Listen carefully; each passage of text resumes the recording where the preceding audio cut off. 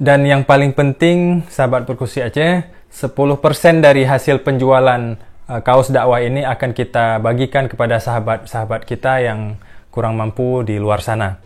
Ilmu tanyo benar, amai tanyo benar, ure tanyo benar, ngak selamat dunia akhirat. Kita apresiasi ketika beberapa rektor universitas negeri dan swasta di Banda Aceh khususnya terkait dengan COVID, saking pedulinya mereka terhadap keselamatan warga dan mahasiswa,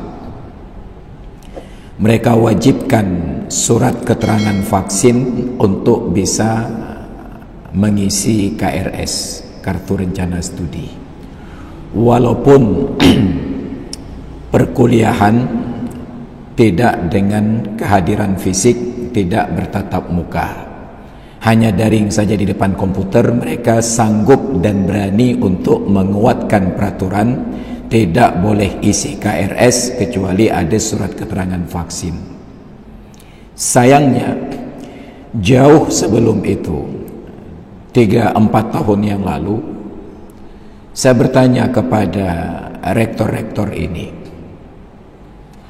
apakah dalam rangka mendukung syariat Islam agar tidak terlalu banyak terjadi pelanggaran syariat, istimewanya dalam kanun khalwat, interaksi yang sangat bebas muda dan mudi, laki-laki dan perempuan, mahasiswa dan mahasiswi, rektor, dekan, bahkan sampai pada tingkat dosen mengeluarkan sebuah edaran agar siapapun yang masuk kampus, khususnya kampus Darussalam, tidak boleh berpasangan di atas sepeda motor laki-laki dan perempuan yang bukan mahram dan bukan suami istri.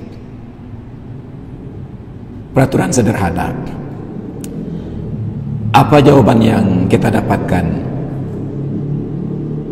Jawabannya adalah tidak boleh membuat peraturan demikian karena itu bertentangan dengan HAM dan kebebasan akademisi. Jadi untuk melanggar syariat Allah, rektor-rektor ini tidak punya kewenangan untuk membatasi. Yang cewek hanjit tetap, biarlah mereka berpeluk-pelukan di atas kendaraan dan seterusnya. Tapi untuk COVID ini mereka sangat peduli, sampai berani mengeluarkan kebijakan yang bertentangan dengan seruan dari Menteri Kesehatan bahwa surat keterangan vaksin tidak menjadi legalitas untuk administrasi apapun. Tapi mereka berani melawan hukum yang lebih tinggi, keputusan menteri hanya dengan keputusan rektor. Namun untuk hukum yang diperkuat dengan ayat Al-Quran dan hadis Nabi, belum ada rektor di Aceh ataupun di Banda Aceh yang berani mengeluarkan seruan ini.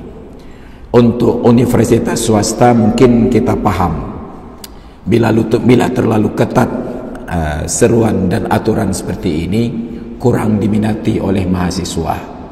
Tapi setingkat kampus negeri, Unsyah, USK, UIN dan seumpamanya, apalagi yang mereka harapkan?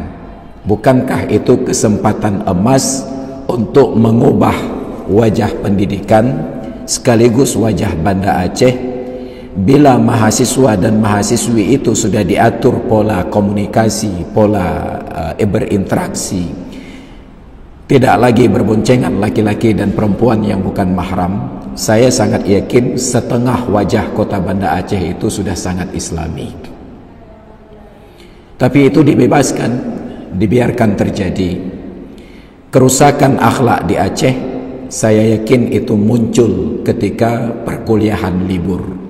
Mahasiswa dan mahasiswi yang sudah terlanjur bebas di Banda Aceh tanpa pengawasan orang tua, kerabat dan keluarga, pulang kampung, lalu kebebasan-kebebasan tersebut mungkin tanpa sengaja mereka praktekkan di kampung, tapi karena orang kampung menganggap alah metiro dua sikap permisifme, lama-lama orang kampung pun ketularan melakukan pelanggaran yang sama. Maka nauzubillah, tidak ada usaha al-wiqayah, antisipasi, tidak ada usaha ar-riayah, edukasi. Kita hanya pada tahap yaitu eksekusi. Mereka yang melanggar kita cambuk, kita hukum dan lain sebagainya. Ilmu tanyo benar, amai tanyo benar, kure tanyo benar, ngak selamat dunia akhirat. Ilmu tanyo benar.